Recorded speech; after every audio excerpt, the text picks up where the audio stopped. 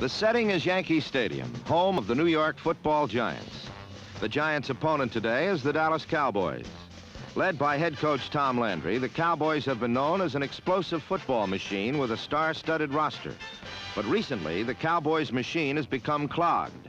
Though they are tied for the lead in the NFC's Eastern Division, Dallas has been unable to assert their usual superiority, and for the past few weeks has been inconsistent on offense. Neither quarterback Craig Morton nor Roger Staubach has been impressive, and their ground game, though number one statistically, has not controlled games as it has done in the past. In fact, it has been their perennially strong defense that has kept the Cowboys from losing more than 2 games they have lost till now, and even they have not looked particularly invincible. The Giants are another story completely, and head coach Alex Webster has the Big Apple aflutter. After losing his first 3 games, Webster and the Giants have won 4 straight and have looked good doing it. The new-look Giants bear no resemblance to a conservative Wall Street brokerage firm. They are a mad-mod contemporary team with a gambling style of play. The big difference has been their ground attack and their defense. Though 6th in the league, the defense has come up with the big plays with an aggressive pursuing attitude reminiscent of the Huff-Robustelli era.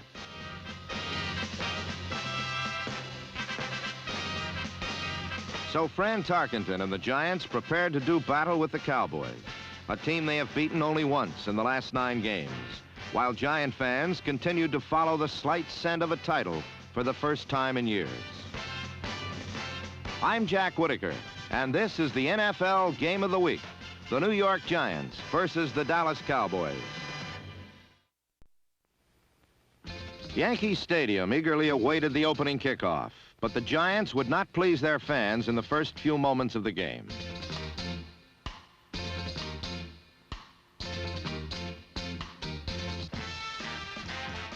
Tarkenton's strategy was to open with his running game, but this strategy failed miserably. After Ron Johnson was stopped, Tucker Fredrickson went into the line, fumbled, and safety Charlie Waters recovered. On a replay of the fumble, keep a close eye on Fredrickson, number 24, as he fumbles and then trips up Waters in desperation, perhaps saving a long run back of the fumble. With a big break early, Craig Morton decided to probe rather than go for the quick strike. So he ran his number 1 running tandem right at the Giants and got nothing. First, number 33, rookie sensation Dwayne Thomas. Then Calvin Hill, number 35, tried to move it, but managed 4 yards between them.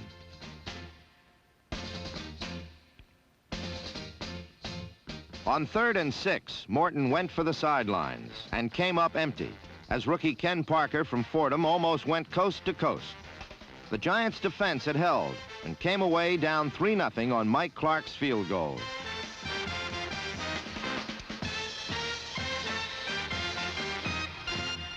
On his second series, Tarkenton decided to mix his plays, and he utilized the short pass to Clifton McNeil, number 18, to complement the running of Ron Johnson and Tucker Fredrickson.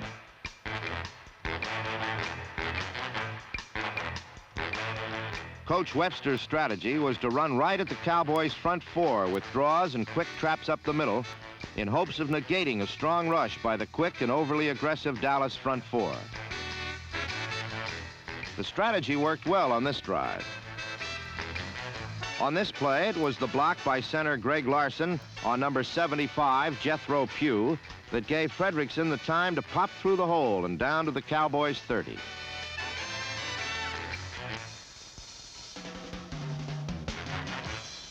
On 3rd and 9, however, the Giants caught their second bad break. Tarkenton scrambled and hit McNeil at the 18. But Fran had been over the line of scrimmage when he threw. This cost him 5 yards and the down to boot. So Pete Gogolak came in and hit a 40-yarder to tie the score at 3.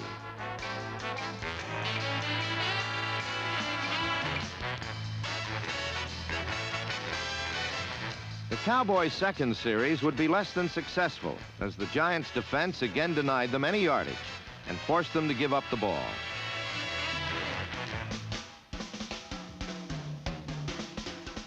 Giant fans were more than pleased to see this rebirth of defense at the stadium.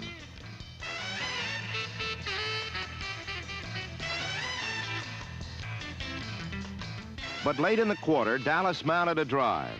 Watch number 33, Dwayne Thomas, as he takes Morton's pass and gets the Cowboys' first down of the game.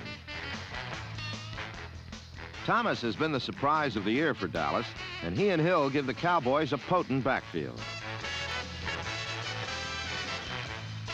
1st and 10 again on the Giants' 38. Having set up the defense, Morton now went for it all and got it. Bob Hayes had Parker beat, and the Cowboys were back in front. On a repeat of the score, Morton sent both backs out, and his protection was the key. It held up well, and he easily found Hayes, who made a nice knee-high grab. The Cowboys had restored their big play offense to regain the lead 10-3 as the first quarter ended.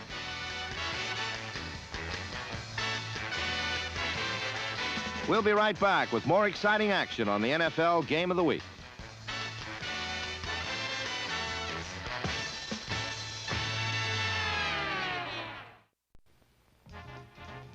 The second quarter was to see more of the resurgent Giant defense assert itself, as they would hold Dallas to 1 first down.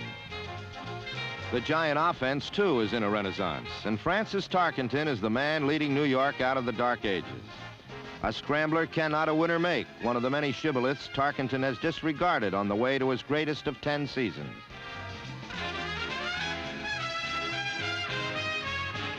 On this drive, a scramble and 2 tosses to McNeil brought up a 3rd and inches on the Cowboys' 35.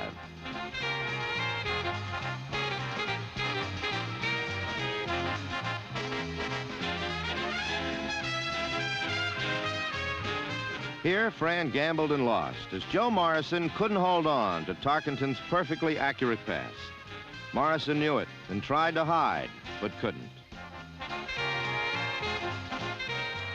So Gogolak's strong right leg put the ball through from 42, and it was now 10-6.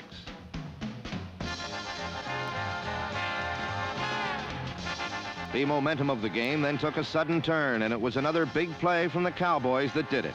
Morton again went for Hayes deep. Defender Willie Williams just nicked it. Hayes made the bobbling catch, and the world's second fastest human had given the Cowboys a 17-6 lead.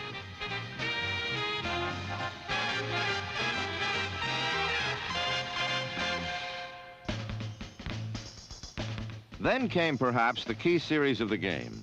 On the ensuing kickoff, the Cowboys recovered Les Shy's fumble, and now it looked like Dallas would again be able to widen its 11-point lead.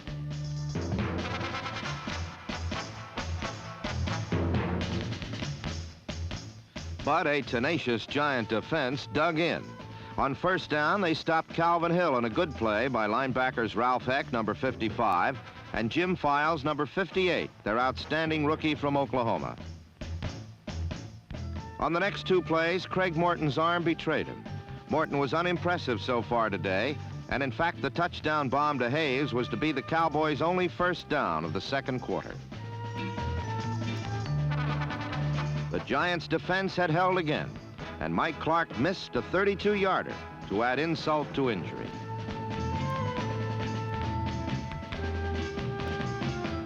Momentum now seemed to swing back to New York as Tarkenton found Don Herman, number 85, and a great catch by Herman started another drive.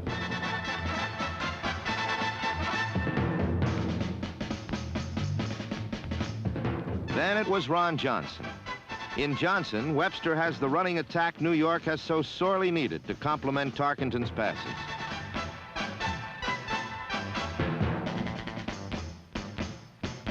But the Giants failed to get a first down around midfield as a Tarkenton scramble failed. So Gogolak came in and tried one from 55 yards.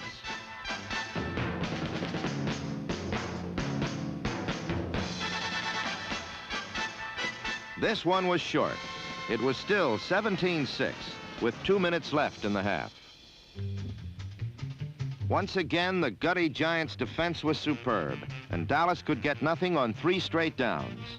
In fact, the Cowboys could muster only 1 first down rushing for the half, and aside from the 2 bombs to Hayes, Morton could muster but 4 net yards passing as the Giants' front line of Kanicki, Lertzema, Shea, and Dreyer pressured and pounded him all day.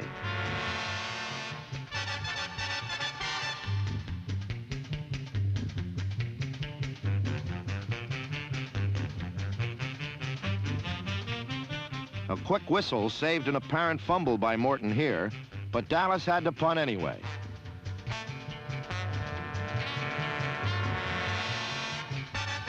So with 30 seconds left in the half, Tarkenton had time to get at least a field goal and began by hitting Johnson, who took it to the Cowboys' 47. 16 seconds to play. Tarkenton for Shy. Incomplete. 12 seconds. Tarkenton for McNeil. Incomplete. 8 seconds. Tarkenton for McNeil again. Incomplete. 4th down and 4 seconds. Gogolak tries from 54 yards. It's up and good. Though still behind 17-9, the Giants take momentum into the locker room, knowing that they have indeed outplayed the Cowboys everywhere but on the board. At the start of the 3rd quarter, Mike Clark kicked a field goal to increase Dallas's lead to 20-9. So Cowboy fears that Gogolak's record-setting field goal would change the momentum seemed unfounded. But then the Giants began a steady, deliberate march goalward toward their first touchdown.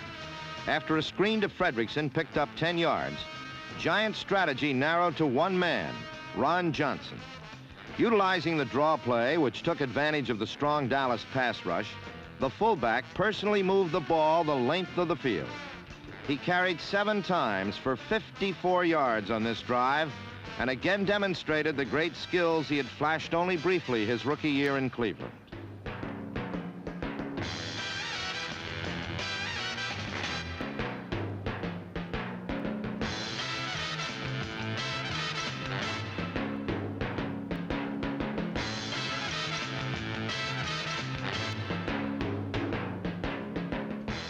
The Giants have long awaited a runner of Johnson's caliber, and now that they have one, they're using him. The former Michigan All-American went into today's game ranked 4th in the NFC in running and 6th in pass receiving. Today, he would run for 136 yards, catch 4 passes, and personally turn the game around in the Giants' favor. The only departure from Johnson's exhibition of skills came on the Dallas 7. With it 3rd and 1, Tarkenton faked to Johnson, rolled out, and hit Fredrickson in the flat to the 4-yard line.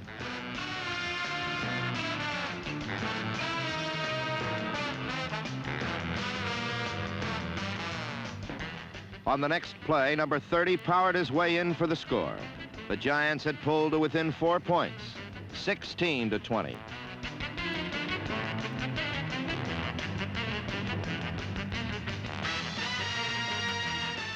A repeat of the touchdown shows the excellent Giant blocking, and that Johnson was met solidly by number 54, Chuck Howley. Despite this, he got into the end zone. Everything was going New York's way now, and determined to keep it that way, they did the unexpected. Gogolak's onside kick was perfect. Rookie Joe Green made the recovery and streaked down the sideline. The ball had to be brought back to the point of recovery, for an onside kick cannot be advanced by the kicking team. But it didn't matter. The Giants had possession of the football. 2 out of 3 officials agreed. Tom Landry was watching victory slip away again for his team.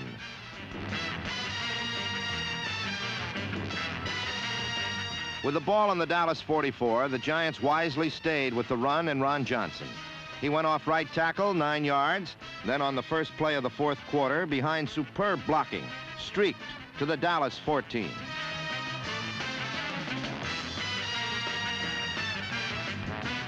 On the next play, Tarkenton saw no receiver and scrambled to the 3-yard line. New York looked like a cinch to take the lead. On his opponent's 3-yard line, Tarkenton ignored Johnson and inexplicably chose to pass. Number 20, Mel Renfro, caught him from the blind side for a 10-yard loss. Now Tarkenton had to pass. His target was number 24, Fredrickson, coming out of the backfield.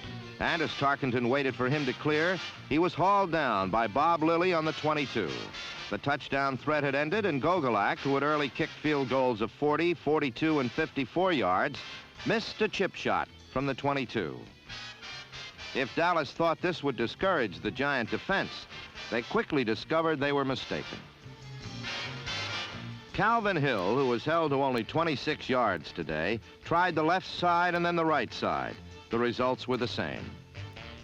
The Giants' defense was magnificent.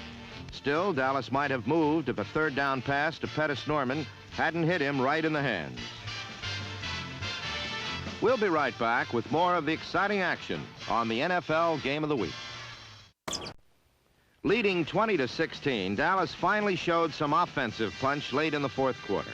Walt Garrison, returning from a knee injury, was the man who provided it. In fact, it was he, not Calvin Hill or Dwayne Thomas, that was the Cowboys' leading rusher today.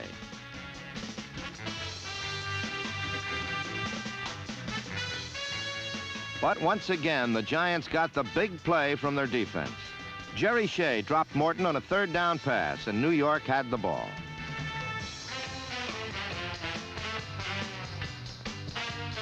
Tarkenton stung them immediately with a 32-yard pass to Clifton McNeil, who was their leading receiver today with 6 catches despite the fact he had broken his nose in the first half.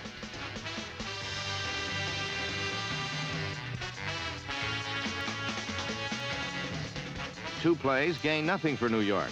And on the vital third down play, Tarkenton spotted Johnson unguarded over the middle. This crucial play netted them 22 yards to the Dallas 17.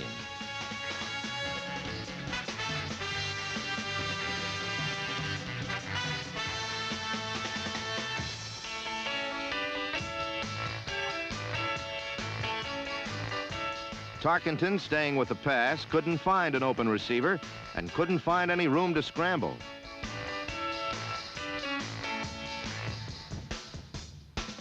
In fact, he couldn't even locate any room to safely fall down.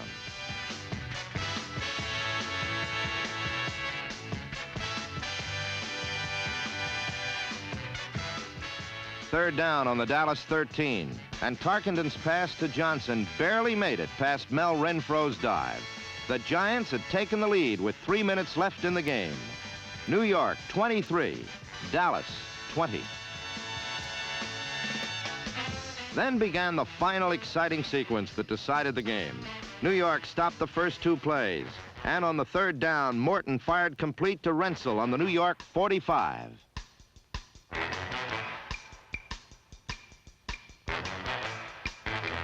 A repeat of this crucial play shows that Rensel almost dropped the pass that gave Dallas the first down they desperately needed.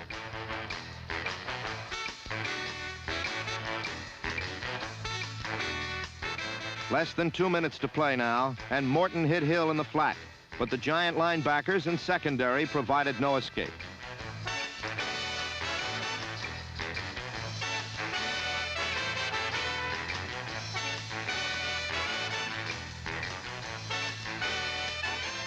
Morton was faced with another third down situation and went to Hayes, who made a great catch. A repeat shows Hayes made the catch with Willie Williams all over him.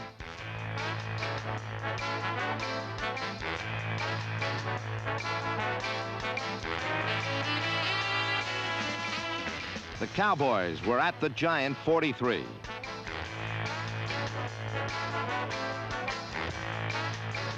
Then came the key play of the game for Dallas. Morton hit Reggie Rucker, who had been activated only the day before, and he took the pass to the Giant 10-yard line.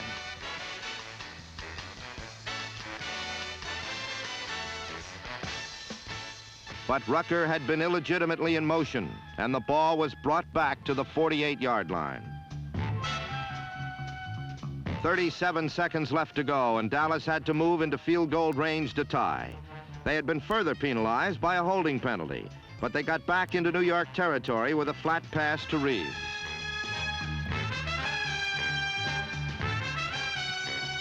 "16 seconds left to go. Still time for 2 passes and the field goal attempt for the tie.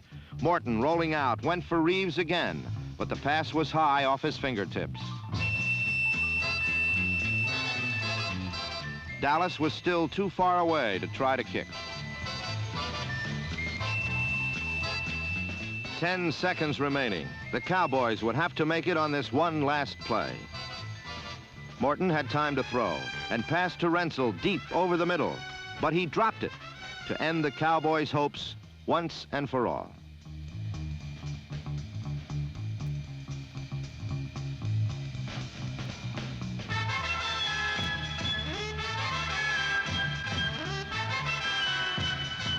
A repeat of this vital play shows that Morton's throw was right on target. Renzel simply blew it as the Giants' 23-20 winners went wild.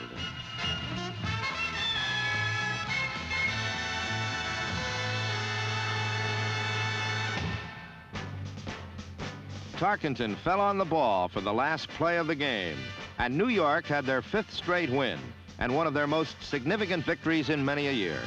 They are now tied with the Cowboys for 2nd place in the NFC's Eastern Division and are 1 game behind the Cardinals, a team they have already beaten. It's been almost a decade that so much roaring enthusiasm has been seen in Yankee Stadium, but it is deserved. For New York's hopes for finishing first, which were so invisible after they lost their first 3 games of the season, are now very real. Today, New Yorkers are dreaming bolder dreams. Dreams of a championship.